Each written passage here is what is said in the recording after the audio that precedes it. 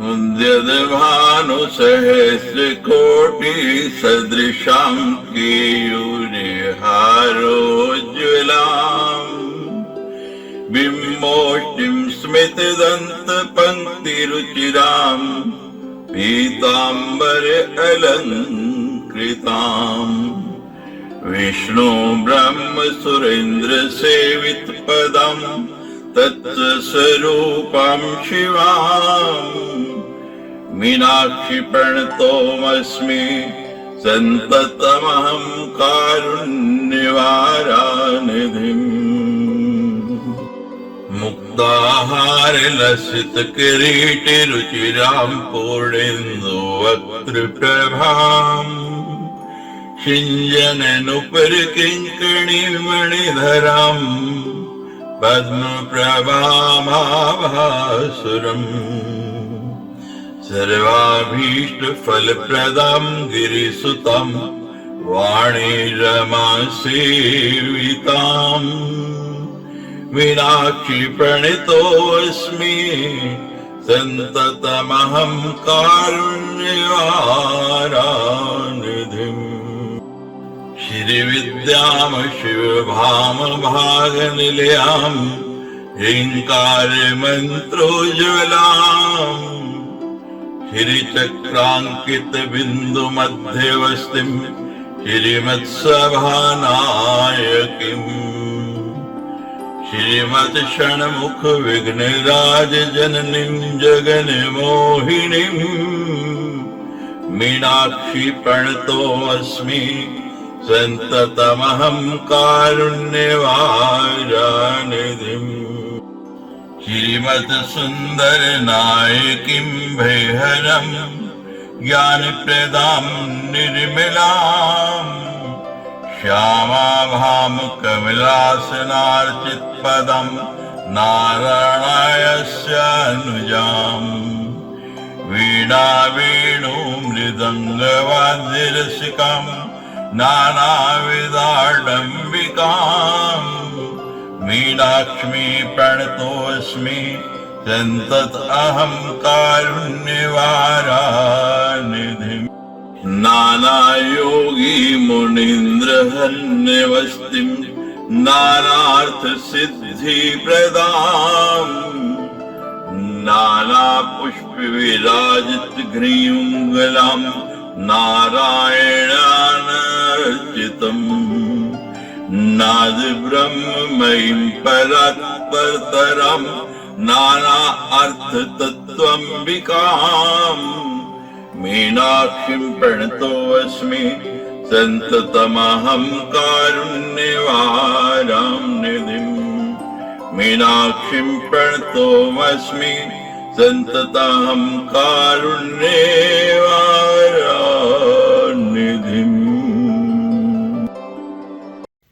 व्यासवाच तां वीक्ष्य विपुलाङ्गी रहे शोक समन्विता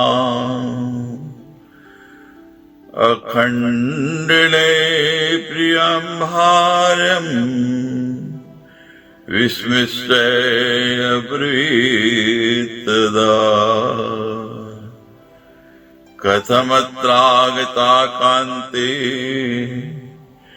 कथं ज्ञाते त्वया ह्यहम् दुर्गेया सर्वभूतानां संस्थितो अस्मि शुभानने। व्यास जी बोले, विशाल नेत्र वाले अपने शोकाकुल प्रियपंथी को वहां एकांत में देखकर इंद्र आश्चर्यचकित हो गए और बोले, हे प्रिय, तुम यहाँ कैसे आई? तुम्हें कैसे ज्ञात हुआ कि मैं यहाँ हूँ? हे शुभान्य, मैं सभी प्राणियों से अज्ञात रहते हुए यहाँ निवास कर रहा हूँ। शुच्युवाच दिव दिव्या प्रसादेन ज्ञातो सद्य भवानि पुनैतस्या प्रसादेन प्राप्तास्मि त्वां दिवस्पते। सची कहने लगे, हे देव, देवी भगवती की कृपा से आप आज मुझे यहाँ ज्ञात हुए। हे देवेंद्र, उन्हीं की कृपा से मैं आपको पुनः प्राप्त कर सके। देवताओं और मुनियों ने नैश नामक राजऋषि को आपके आसन पर बिठा दिया है। वह मुझे नित्य कष्ट देता है। वह पापी मुझसे इस प्रकार कहता है कि हे सुंदरी, मुझ देवराज इंद्र को अपना पति बना लो। हे बलार्दन, अब मैं क्या करूं? इंद्रवाच कालकांक्षी विरारोहे संस्थितोऽस्मि यज्ञया तथा त्वमापि कल्याणी सुस्थिरं स्वमने कुरु। इंद्र कहने लगे, हे वारोहे, हे कल्याणी, जिस प्रकार मैं अनुकूल समय की प्रतीक्षा करते हुए प्रारब्धवश यहाँ रह रहा हूं, वैसे तुम भी अपने मन को पूर्ण रूप से स्थिर करो। व्यासुवाच इत्युक्ता तेन सा देवी पतिना अति प्रशंसिना निःशंस्त्याहतं शक्रं विपमानति दुःखिता। कथं तिष्ठे महाभाग पापत्मा मां वशानुगम्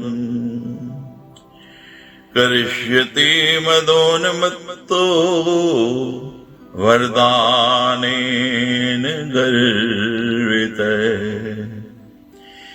देवाश्च मुनयः सर्वे मामोचस्तद्भयाकुला तं भजस्व वरारोहे देवराजं स्वरातुरम्। आज कहने लगे, अपनी परम आदरणीय पति के ऐसा कहने पर लंबी लंबी सांसें खींचती तथा कांपती हुई वे शची अत्यंत दुखी होकर इंद्र से कहने लगी, हे महाभाग, मैं कैसे रहूं? वरदान के द्वारा मदोन्मत्त और अहंकारी बना हुआ है पात्मा मुझे अपने वश में कर लेगा। उससे भयभीत सभी देवता और मुनियों ने मुझसे कहा है कि हे वारोहे, अब तुम उस कामातुर देवराज को अंगीकार कर। हे शत्रुसूदन, बृहस्पति भी निर्मल ब्राह्मण है, वे मेरी रक्षा करने में कैसे समर्थ हो सकते हैं, क्योंकि वे भी तो सदा देवताओं के ही अनुगामी हैं। अतः ही विभो, मैं वशवर्तनी नारी हूं, मुझे ये महान चिंता है कि भाग्य की इस विपरीत अवस्था में मैं अनाथ क्या करूंगा। मैं कुलटा नहीं हूं, अपितु आपका ही ध्यान करने वाली पतिव्रता स्त्री हूं। वहां मेरे लिए ऐसी कोई शरण नहीं है जो मुझ दुखित की रक्षा कर। इंद्रवाच उपायं प्रब्रवीम्यद्य कुरुष्व वरानने शीलं ते दुःखिते काले परित्रातं भविष्यति। परेण रक्षिता नारी न भवेच्च पतिव्रता। उपाय कोटि भी काम भिन्न चित्ताति चंचला। शील में भी नारिणां सदा रक्षति पापते। तस्मात् त्वं शीलं स्थाय स्थिरा भव शुचिमते। इंद्र कहने लगे, हे वरानन, एक उपाय मैं बताता हूं, तुम उसे इस समय करो, उससे दुख के समय तुम्हारे शील की रक्षा हो जाएगा। करोड़ों उपाय करने पर भी दूसरे के द्वारा रक्षित स्त्री पतिव्रता नहीं रह सकती, क्योंकि वह काम से विचलित मन वाली तथा अत्यंत चंचल होती है। स्त्रियों का शील ही पाप से इनकी रक्षा करता है। इसलिए हे पवित्र मुस्कान वाले, तुम शील का ही आश्रय लेकर धैर्य धारण करो। जब राजा नहुष तुम्हें बलवग्रह प्राप्त करने की चेष्टा करे, तब तुम गुप्त प्रतिज्ञा करके राजा को धोखे में डाल देना। हे मदाल से, तुम एकांत में उसके समीप पर जाकर कहो कि हे जगतपते, आप ऋषियों के द्वारा वहन किए जाने वाले दिव्य वाहन में मेरे पास आए। ऐसा होने पर प्रेम पूर्वक मैं आपके वश में हो जाऊंगा। ये मेरी प्रतिज्ञा है। हे सुश्रोणी, तुम उसे ऐसा बोलना, तब मोहित और कामंद वह राजा मुनियों को अपने वाहन में लगाएगा। इससे तपस्वी अवश्य ही नहुष को शाप से दग्ध कर देंगे। साहाय्यं जगदम्बाते करिष्यति न संशय, जगदम्बा पद समृतो संकटे न कदाचन, यदि जायेत चापि ज्ञेयं तस्स्वस्ते किल, तस्मात् सर्वप्रयत्नेन मणिद्वीपाधिवासिनी। भगवती जगदम्बा तुम्हारी सहायता करेंगी, इसमें कोई संदेह नहीं। भगवती जगदम्बा के चरणों का स्मरण करने वाले को कभी भी संकट नहीं होता है, और यदि संकट उत्पन्न हो भी जाए तो उसे भी अपने कल्याण के लिए ही समझना। ऐसे तुम गुरु बृहस्पति के कथनानुसार पूर्ण प्रयत्न से मणिद्वीप वासिनी भगवती भुवनेश्वरी का भजन करो। व्यास जी बोले, उनके ऐसा कहने पर वैसा ही होगा। यह कहकर अत्यंत विश्वस्त तथा भावी कार्य के प्रति प्रयत्नशील वो शची नहुष के पास पहुंच गए। नहुष उन्हें देखकर प्रसन्न होता हुआ ये वचन बोला, स्वागतम सत्य वचने तव दीनो अस्मि कामिनी, दासोहम तव सत्येन पालितम वचनम त्वया, यदा गता समीपे में तुष्टोऽस्मि मितभाषिणे, न चे व्रीडा त्वया कार्या, भक्तमा भज सुस्मिते। ही कामनी, तुम्हारा स्वागत है। वे तुम्हारे सत्य वचनों के कारण तुम्हारे अधीन हो। तुमने अपने वचन का सत्यापूर्वक पालन किया है, इसलिए मैं तुम्हारा दास हो गया।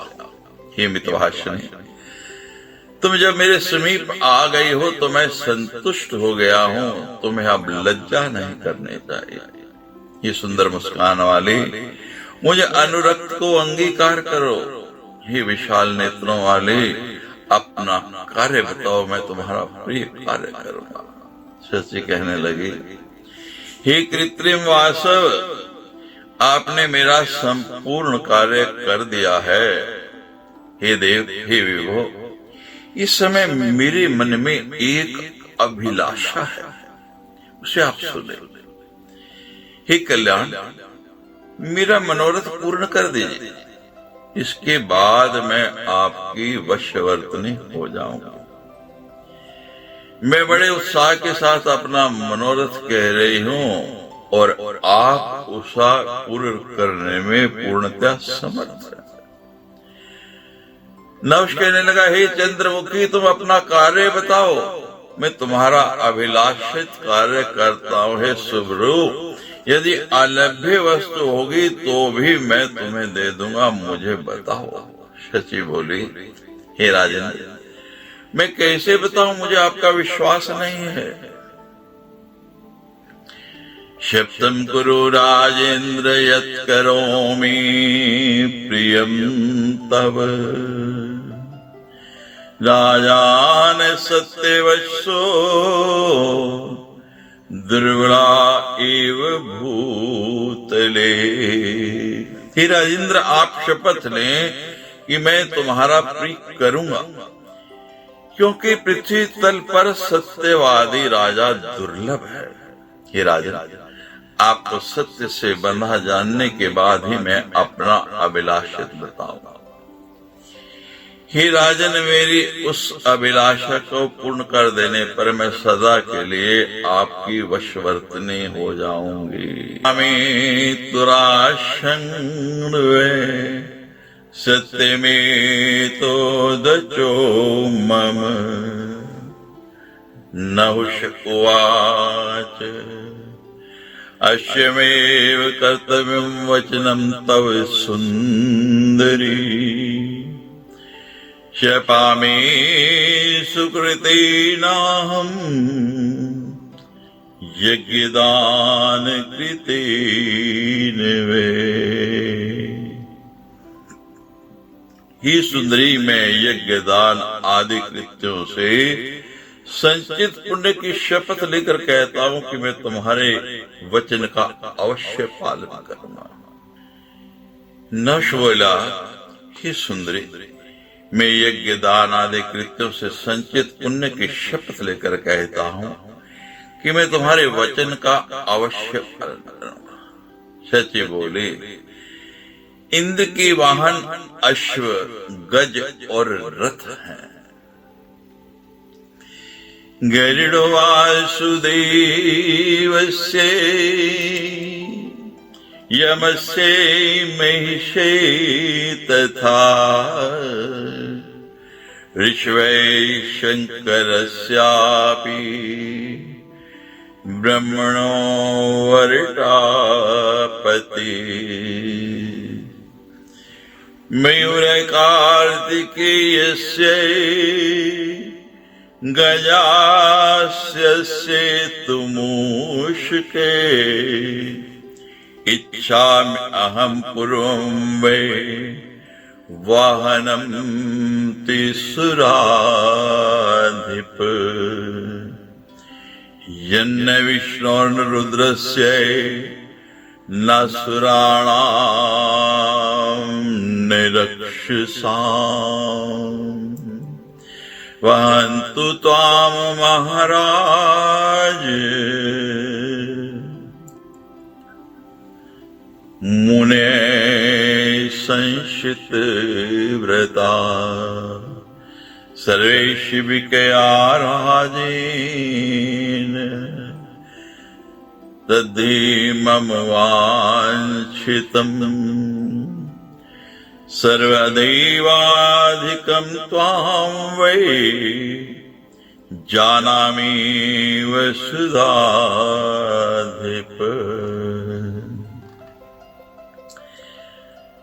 उषति कह रही है, भगवान विष्णु का वाहन गरुड़, यमराज का वाहन महिष, शिव का वाहन वृषभ, ब्रह्मा जी का वाहन हंस, कार्तिकेय का वाहन मयूर और गजानन का वाहन मूषक है। हे सुराधिप, मैं चाहती हूं कि आपका वाहन ऐसा विलक्षण हो जो विष्णु, रुद्र, असुरों तथा राक्षसों के पास भी ना हो। हे महाराज, अपने व्रत में अटल रहने वाले समस्त मुनिगण शिविका पालकी में आपको ढोएं। हे राजा, यही मेरी इच्छा है। हे पृथ्वीपति, मैं आपको सभी देवताओं से महान समझती हूँ, इसलिए मैं सावधान रहती हुई आपके तेज की वृद्धि चाहती हूँ। व्यास जी बोले, उनकी यह बात सुनकर महादेवी द्वारा प्रकट किए गए मोह से मोहित हुआ वो बुद्धिहीन राजा नव हंसकर इंद्र प्रियाश्व जी को संतुष्ट करते हुए ये वचन कहने लगा,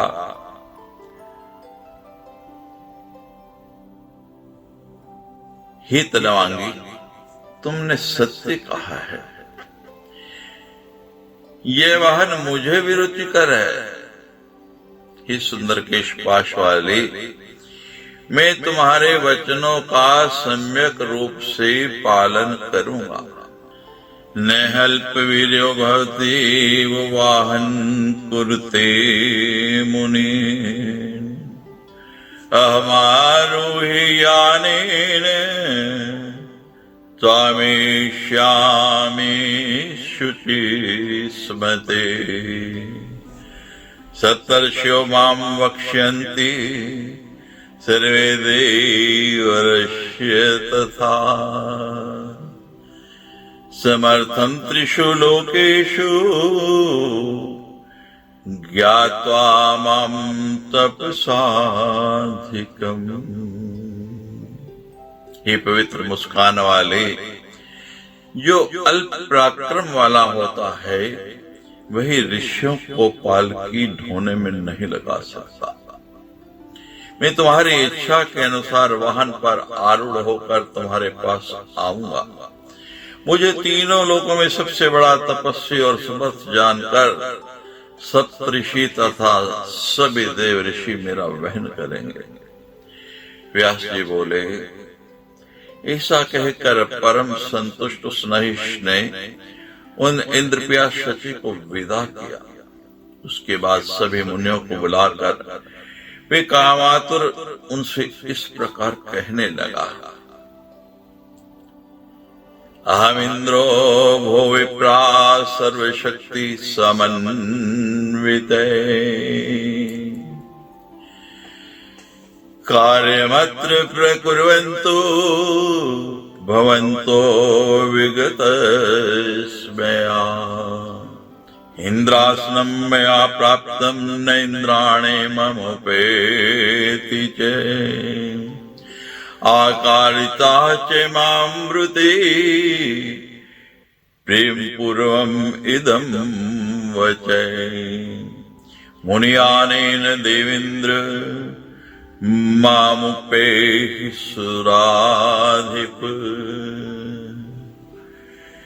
देव देव महाराज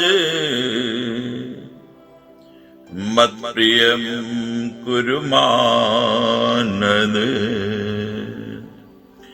नहुष कहने लगा, हे विप्रगण, मैं आज सर्वशक्तिमान सर्वशक्ति संपन्न इंद्र हूं। आप लोग गर्व रहित होकर मेरा कार्य करें। इंद्र पद मुझे प्राप्त हो गया है, परंतु इंद्राणी अभी मुझे नहीं प्राप्त हो सके है। उन्होंने मेरे पास आकर प्रेम पूर्वक यह बात कही है, हे सुरेंद्र, हे सुराधिप, मुनियों द्वारा ढोई जाने वाली पालकी से आप मेरे पास आए। हे देवादेव, हे महाराज, हे मानद, आप मेरा यह प्रिय कार्य करें। हे श्रेष्ठ मुनिगण, मेरा यह कार्य अत्यंत दुष्कर है। एतत् कार्यं मुनिश्रेष्ठा ममात्यन्तं दुरासदम्, भवद्भिस्तु प्रकर्तव्यम् सर्वथैव दयालुभिः। मनुदहति मे कामे शक्रपत्न्यां प्रवर्तितम् भवन्ते शरणं मे अद्य कुरुध्वं कार्यम् अद्भुतम्। हे श्रेष्ठ मुनि गणों, मेरा यह कार्य अत्यंत दुष्कर है, परंतु आप सब दयालुओं को मेरा यह काम अवश्य करना चाहिए। इंद्र पत्नी शची में अत्यंत आसक्त मेरे मन को काम जला रहा है। मैं आप सबकी शरण में हूं, अतः मेरे इस महान कार्य को संपन्न करें। अगस्त्य आदि प्रमुख ऋषियों ने उसकी है अनादर पूर्वक बात सुनकर भावी वश से कृपा पूर्वक स्वीकार कर लिया। उन तत्वदर्शी मुनियों के द्वारा उस वचन के स्वीकार किए जाने पर शची के प्रति आसक्त चित्त वाला राजा नहुष प्रसन्न हो गया। आरूहे शिविकां रम्या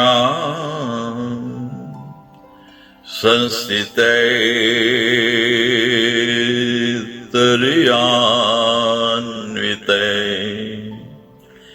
वाहन कृत्वा मुनीन्द्रव्यापन् सर्प सर्पेति च अब्रवीत्। मैं तुरंत एक सुंदर पालकी पर चढ़कर उसमें बैठ गया और दिव्य मुनियों को उसे ढूंढने के लिए नियुक्त कर उन्हें सर्प सर्प शीघ्र चलो जल्दी चलो ऐसा कहने लगा। कामार्थे सोस्पृशन मूढ़े पादेन मुनि मस्तकम् अगस्तिं तापश्रेष्ठम् लोपामुद्रापतिं तदा। उस कामातुर मूर्ख ने मुनि अगस्त के मस्तक पर पैर से स्पर्श कर दिया। काम बाण से आहत तथा इंद्राणी के द्वारा आकृष्ट चित्त वाले उस राजा नहुष ने शीघ्र चलो ऐसे कहते हुए वातापी नामक राक्षस का भक्षण करने वाले तथा समुद्र को भी पी जाने वाले वातापि भक्ष कर्तारम समुद्रस्यापि शोषकम् कश्याताड़यामास पंचबाण शराहते। वो अगस्त्य मुनि जिन्होंने वातापी नामक भयंकर राक्षस का भी भक्षण कर दिया था और पूरे के पूरे समुद्र को ही जो पी गए थे और उनका नाम उस कारण कुंभज पड़ा। उन तपस्वी श्रेष्ठ लोपामुद्रापति मुनि अगस्त पर कोड़े से प्रहार किया। इंद्राणी हित चित्तोसु सर्पेति प्रभुवन्मुनिन् तम शाप मुनि क्रुद्ध कुशाघात मनुस्मरन्।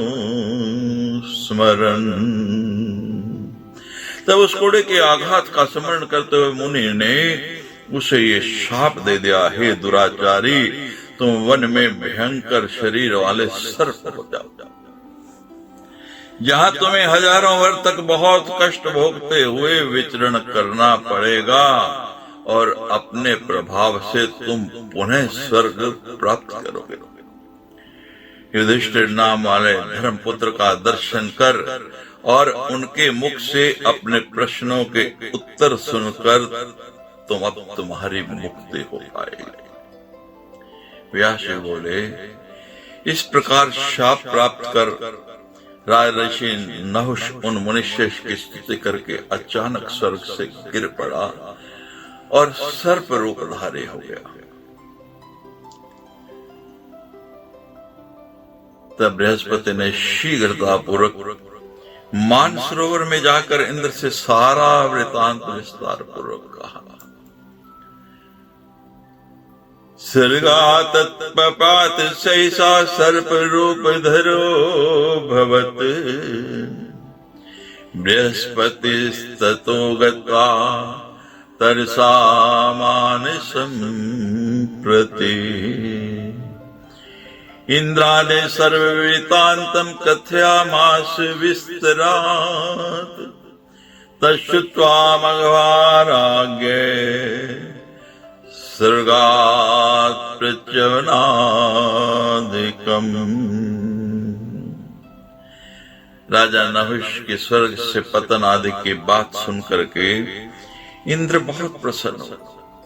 वे इंद्र अब भी वहीं पर स्थित रहे। सभी देवता और मुनि नहुष को पृथ्वी पर गिरा हुआ देखकर उसी सरोवर के पास गए जहां पर इंद्र रहे थे, और वहां जाकर जुग्मो सर्वेपि तत्रैव इंद्रे सरसी स्थितये तमाशाश्वास्य सुरा सर्वे मुनिभिः सहिता तदा स्वर्गे समानायामासुरमान पूर्वं शचीपतिम् समागतं ततैशक्रम् सर्वे ते मुनयः सुरा। तत्पश्चात सभी उस शचीपति इंद्र को आश्वासन देकर सम्मान पूर्वक स्वर्ग ले गए। तदनंतर वापस आए हुए इंद्र को सभी मुनियों और देवताओं ने आसन पर बिठा दिया। उनका पवित्र अभिषेक किया। इंद्र भी अपने पद को पाकर प्रेम युक्त शची के साथ दीव प्रसाद और मनोहर नंदनवन में क्रीड़ा करने लगे। व्यास जी कहते हैं, हे राजन, इस प्रकार इच्छा अनुसार रूप धारण करने वाले महामुनि विश्वरूप और वृत्तासुर को मारने के कारण इंद्र को अत्यंत भीषण दुख प्राप्त हुआ, और देवी की कृपा से उन्होंने पुनः अपना स्थान प्राप्त किया। एतते सर्वमाख्यातं वृत्तासुरवधाश्रयम् यत्पृष्टोऽहं त्वया राजन् कथानकं मनोत्तमम् यादृशं कुरुते कर्म तादृशं फलमाप्नुयात् अवश्यमेव भोक्तव्यम् कृतं कर्म शुभाशुभम्। हे राजा, इस प्रकार आपने मुझसे जो पूछा था, वृत्रासुर वध पर आधारित यह संपूर्ण उत्तम आख्यान मैंने आपको सुना दिया। जो जैसा कर्म करता है उसे वैसा फल प्राप्त होता है। किए गए शुभ अशुभ कर्म का फल निश्चित रूप से भोगना ही पड़ता है। इति श्रीमद्देवी भागवते महापुराणे अष्टादशसहस्रयां संहितायां षष्ठस्कन्धे नहुस्वर्गच्युति वर्णनं नाम नवमो अध्याय। बोल सच्चे दरबार की जय।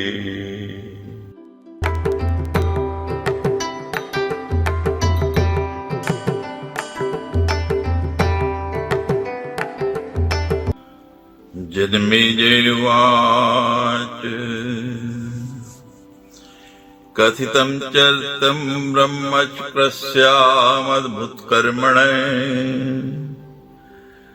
स्थानभ्रंशस्तथा दुःख प्राप्तिरुक्ता विशेषते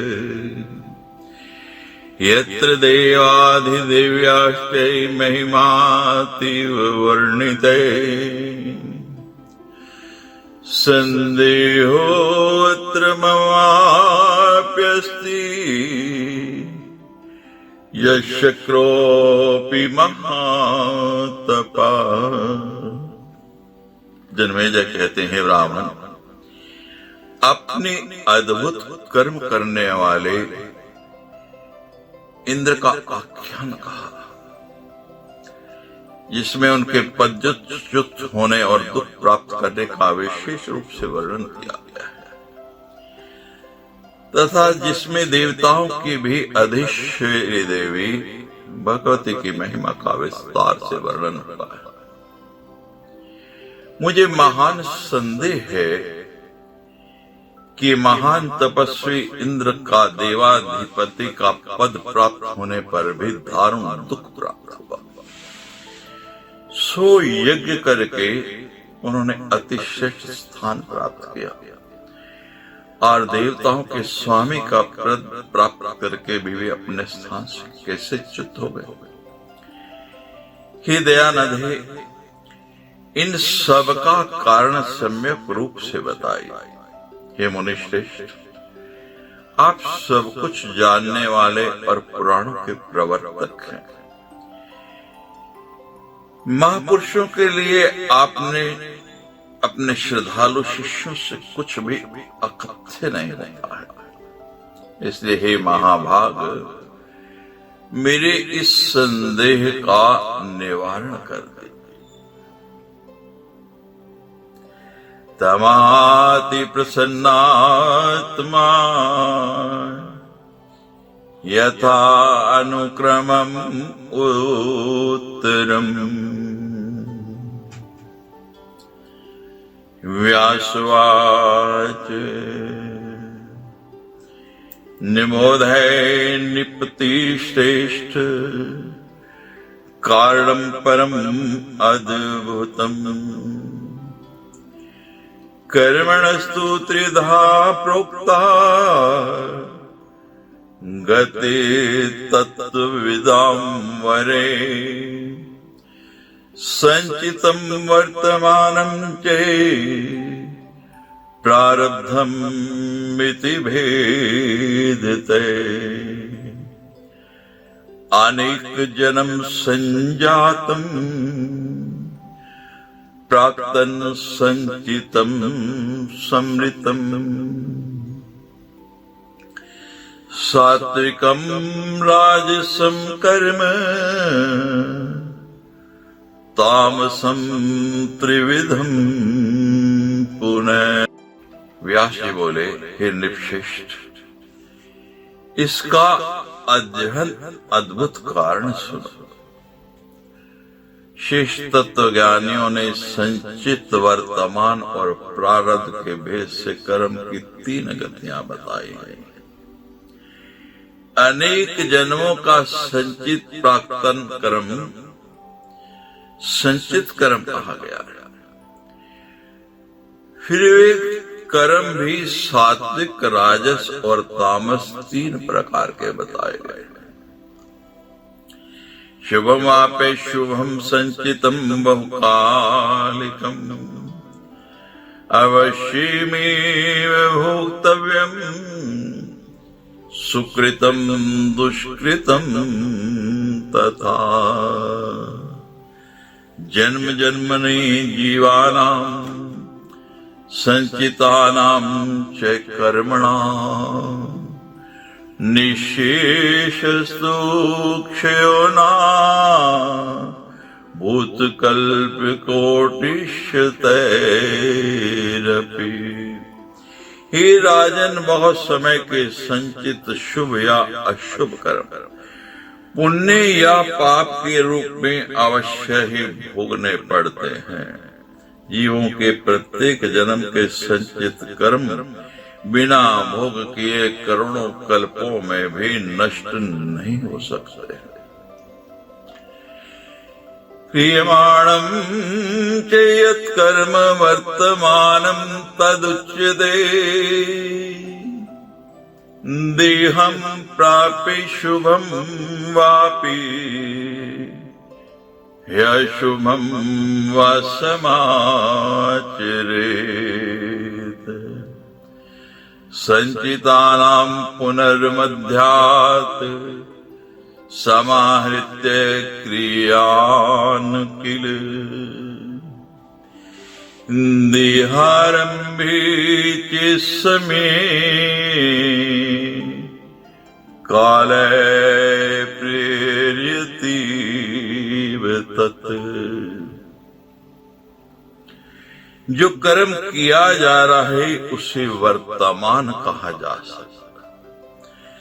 जीव देही प्राप्त कर शुभ या अशुभ कार्य में प्रवृत्त होता है। कोई ना कोई कर्म तो प्रतिदिन, प्रतिपल, प्रतिक्षण होता ही रहता है।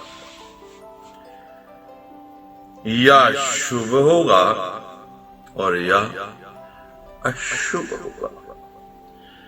संचित कर्मों के कारण ही देह प्राप्त होने पर काल जीव को पुनः कर्म के लिए प्रेरित करता रहता है और उसी की प्रेरणा से हम सब कर्म करते हैं।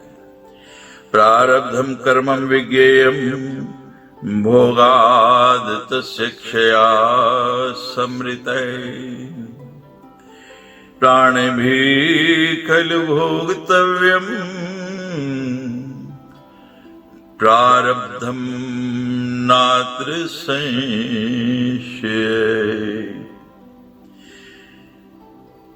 प्रारब्ध कर्म उसे जानना चाहिए जिसका भोग से क्षय हो जाता है, यानी जो भोगने के बाद खत्म हो जाता है, लेकिन भोगना तो पड़ेगा। प्राणियों को यह प्रारब्ध कर्म अवश्य ही भोगना पड़ता है, इसमें कोई संदेह नहीं है। ये राजन, देवता, मनुष्य, असुर, यक्ष, गंधर्व और किन्नर, इन सभी को पूर्व कालों में किए हुए शुभ या अशुभ कर्मों का फल भोगना ही पड़ता है। देवेर मनुष्यर सुरैर यक्ष गंधर्व किन्नर करवेव ही महाराज देहारंभस्य कारणम। ही महाराज, सबके देह धारण करने का कारण जो है वो उनका कर्म होता है। हम कर्म के कारण ही इस देह को धारण करते हैं। कर्म के समाप्त हो जाने पर प्राणियों का जन्म लेना भी समाप्त हो जाता है, इसमें कोई संदेह नहीं है। कर्म क्षय जन्म नाश है, प्राणी नाम नात्र संशय, इसमें कोई संदेह नहीं है। हे राजन, ब्रह्मा, विष्णु, रुद्र, इंद्रादि देवता, दानव, यक्ष और गंधर्व, ये सभी कर्म की वशीभूत हैं। अन्यथा जीव के सुख दुख में भोग का जो कारण रूप देह संबंध है वे कैसे होता? कारणम यस्तु भोगस्य देहिने सुख दुखयो तस्मादनेक जन्मोऽथ संचितानां च कर्मणाम्।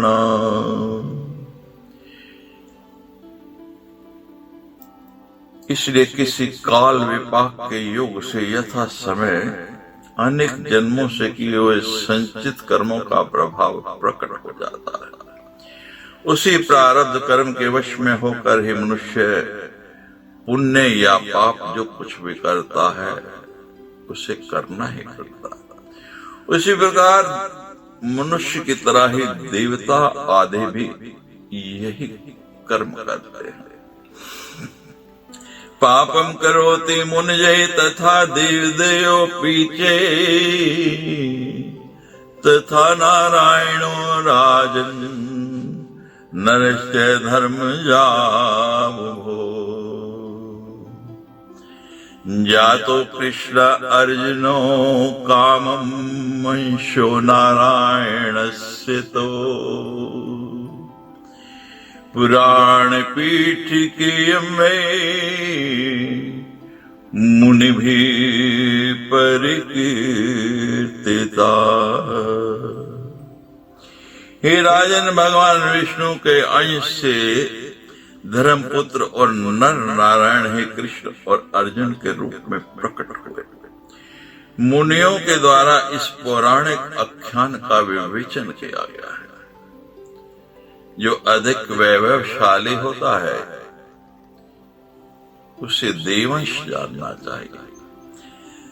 देवांश से तो विज्ञेयो यो भवेद भवादिकै नानृषि कुरुते काव्यम न रुद्रो रुद्रमर्चिते न देवांशो ददात्यन्नम न विष्णु पृथ्वीपति इंद्रादग्नेर्यमाद्विष्णोर्धन ददाति भूपरे प्रभुत्वं च प्रभावं च कोपं चैव पराक्रमम् आदाय कीर्ति नूनं शरीरम इति निश्चय। जो जितना वैभवशाली होगा उसे उतना ही देव अंश जानना चाहिए। जो ऋषि नहीं है वे काव्य की रचना नहीं कर सकता, जो रुद्र नहीं है वो रुद्र की अर्चना नहीं कर सकता, जिसमें देवांश नहीं है वे अन्नदान नहीं कर सकता, जिसमें विष्णु का अंश नहीं है वह राजा नहीं हो सकता। हे राजन, विष्णु, इंद्र, अग्नि, यम और कुबेर से प्रभुत्व, प्रभाव, कोप और पराक्रम प्राप्त करके ही निश्चित रूप से यह शरीर बनता है। ये कश्चिद्वरंके भाग्यवानाथ भोगवान विद्यावान दानवान अपि सदेवांशे प्रपठ्यते। इस संसार में जो कोई बलवान, भाग्यवान, भोगवान, विद्यावान और दानवान बनता है उसे देव अंश कहा जाता है। तथैव ते में आख्याता पांडवा पृथ्वीपते देवांशो वासुदेवोपि नारायण समुद्र। हे राजा, इसी प्रकार मैंने पांडवों को भी देव अंश बताया था। वासुदेव श्री कृष्ण तो नारायण के अंश और उन्हीं के समान कांति युक्त थे। शरीरम प्राणिनाम नूनम महाजनम सुख दुःखयो शरीरे प्राप्त्य न्यात् कामम सुखम दुःखम अनंतरम। देहि नास्ति वशः कोऽपि देवाधीनं सदैव हि जननम मरणम दुःखम सुखम प्राप्नोति चावश्य। प्राणियों का शरीर सुख दुख का भाजन होता है। शरीरधारी सुख दुख प्राप्त करता ही रहता है। कोई भी प्राणी स्वतंत्र नहीं है बल्कि सदैव देव के अधीन रहता है। वह विवश होकर जन्म मरण सुख तथा दुख प्राप्त करता है। देवशी पांडव बन गए और पुनः उन्होंने अपना राज्य प्राप्त किया। तत्पश्चात उन्होंने अपने बाहुबल से राजसूय नामक उत्तम यज्ञ किया और उस यज्ञ के बाद भी अत्यंत दुखदायक वनवास उन्हें पुनः प्राप्त हुआ। वहां अर्जुन ने अजितेंद्रिय पुरुषों के लिए दुष्कर तपस्या की।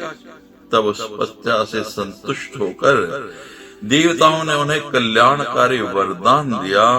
उस वनवास और नरावतार में भी किया गया पुण्य कहाँ गया? नरावतार में उन्होंने बद्रिकाश्रम में उग्र तपस्या की थी, परंतु अर्जुन के रूप में उन्हें उस तपस्या का फल नहीं मिला। प्राणिनाम देहि संबंधे गहना कर्मणो गति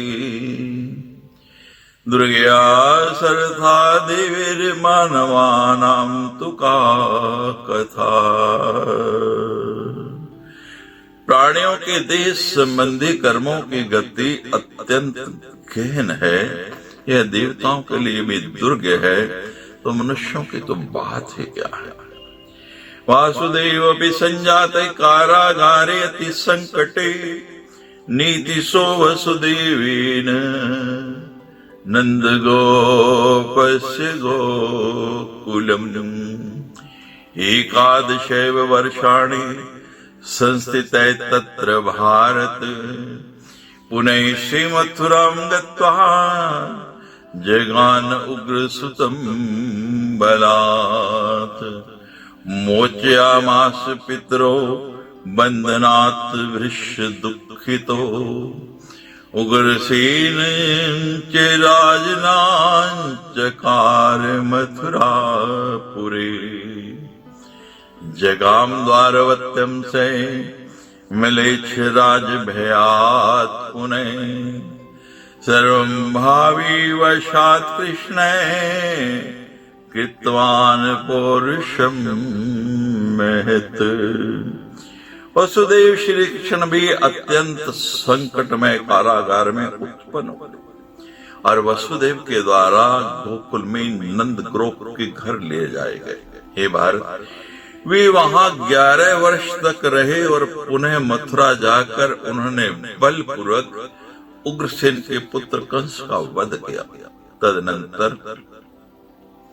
अत्यंत दुखित माता पिता को बंधन से मुक्त किया तथा उग्रसेन को मथुरापुरी का राजा नियुक्त किया।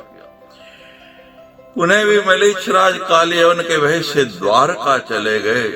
श्री कृष्ण ने यह सब महान पराक्रम जो किया, ये देव की अधीनता होने के कारण, देव के अधीन होकर ही किया। कित्वा कारण रेखानि द्वारवत्यं जनार्दन देहं त्यक्ता प्रभासेतु सुकुटुम्बो दिवं गते पुत्रा पौत्राश्च सुहृदो भ्रातरो जामे तथा प्रभासी यादवा सर्वे विप्राश्पाक्षयं गता एवं ते कथिता राजन् कर्मणो गहिना गति वासुदेवपि व्याधस्य बाणेन निधनं गते। हे जनार्दन, श्री कृष्ण द्वारका में अनेक कार्य करके और प्रभास क्षेत्र में देह का परित्याग करके अपने कुटुंब से स्वर्ग को चले गए। विप्र शाप के कारण समस्त यादव गण पुत्रों, मोत्रों, मित्रों, भाइयों और बहनों सहित प्रभास क्षेत्र में नष्ट हो गए और वासुदेव श्री कृष्ण में व्याध के बाण से निधन को प्राप्त हुआ। हे राजन, इस प्रकार से मैंने आपसे कर्म की गहन गति का वर्णन कर दिया है। कर्मन की गति न्यारी। इति श्रीमद्देवी भागवत महापुराणे अष्टादशसहस्रम संहितायां षष्ठस्कन्धे कर्मणानां गहन गति वर्णनं नाम 10वां अध्याय। सच्चे दरबार की जय।